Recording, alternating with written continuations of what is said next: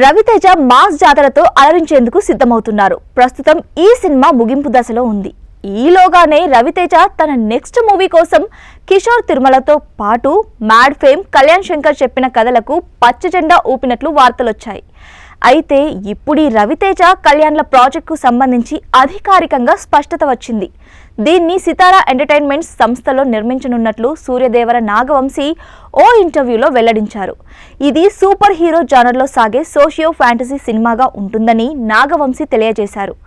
మరి ఇది కిషోర్ తిరుమల సినిమా కన్నా ముందుగా సెట్స్ పైకి వెళ్తుందా లేక దాని తర్వాత స్టార్ట్ అవుతుందా అనేది ఇంకా తేలాల్సి ఉంది. ఇక ప్రస్తుతం సితారా సంస్థలో రవితేజ చేస్తున్న మాస్ జాతర ఈ వేసవిలోనే థియేటర్స్లోకి రానుంది. త్వరలోనే విడుదల తేదీపై స్పష్టత రానుంది. ఇవి కాకుండా మరికొంతమంది దర్శకులు రవితేజకు కథలు వినిపించారని తెలుస్తోంది. వారిలో ఓ పెద్ద దర్శకుడు కూడా ఉన్నారట. ఓ పెద్ద నిర్మాణ సంస్థ ఈ సినిమాను నిర్మించే అవకాశం ఉందని సమాచారం.